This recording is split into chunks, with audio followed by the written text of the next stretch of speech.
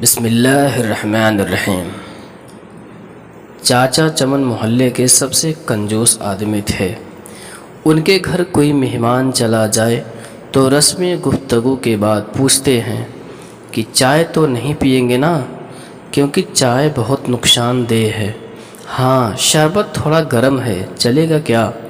Cake biscuit والی دکان ابھی بند پڑی ہے، کیا کروں؟ سموسے والا تو ابھی تیل گرم کر رہا ہے، ابھی کافی وقت لگے گا، آپ کہاں اتنی دیر تک بیٹھے رہیں گے؟ بیچارہ مہمان یہ سن کر شرمندہ ہو جاتا۔ ایک دن دوپہر کو کسی فقیر نے ان کے گھر کا دروازہ کھٹکھٹایا۔ چاچا چمن نے دروازہ کھولے بغیر پوچھا، کون ہے؟ فقیر بولا، بیٹا مہربانی کرو، مجھے کچھ پیسے دے دو، میرے پاس سبزی ہے، روٹی خرید کر کھا لوں گا۔ چاچا چمن نے بولا، جاؤ جاؤ، دفع ہو جاؤ، نہیں ہے میرے پاس پیسے۔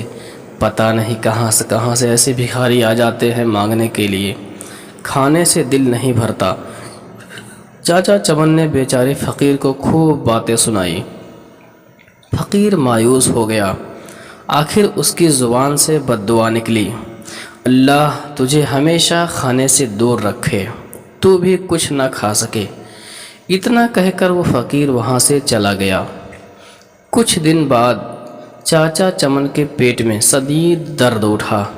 درد اتنا شدید تھا کہ وہ تڑپ اٹھا۔ گھر والے ان کو ہاسپٹل لے گئے۔ ہاسپٹل میں چاچا چمن کے مختلف ٹیسٹ بھی ہوئے۔ آخر پیٹ کے درد کا پتہ چل گیا۔ ڈاکٹروں نے ہدایت دی کہ 15 سے 20 دن تک ہاسپٹل میں ہی رہنا ہوگا تاکہ مکمل علاج کیا جا سکے۔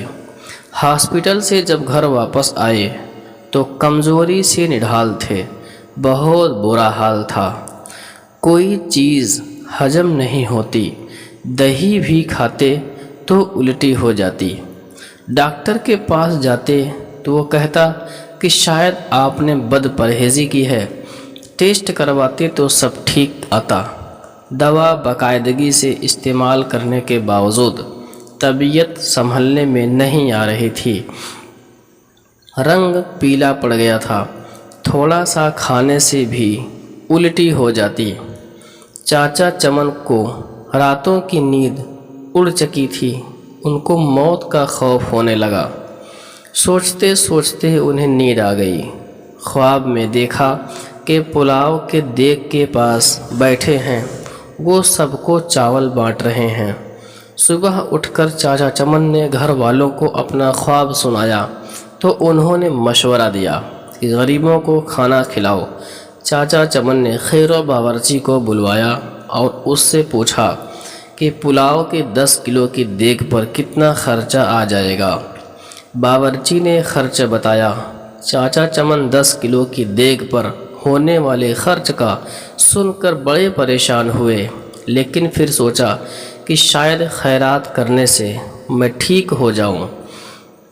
انہوں نے اتوار کی ایک دوپہر کو یہ مشکل مرحلہ طے کر ہی لیا۔ محلے کے نوجوانوں کی مدد سے محلے داروں اور غریب لوگوں کو کھانا کھلایا۔ چاچا چمن اب کافی پرسکون رہنے لگے، لیکن جب اس فقیر کا خیال آتا تو پھر وہی منحوس درد شروع ہو جاتا۔ کئی دن ایسے ہی بیت گئے۔ ایک شام کو کسی فقیر کی آواز آئی، اللہ کے نام پہ دے دو بابا۔ چاچا چمن بھاگ کر گئے تو دیکھا کہ وہی فقیر کھڑا تھا جس نے انہیں بد دعا دی تھی۔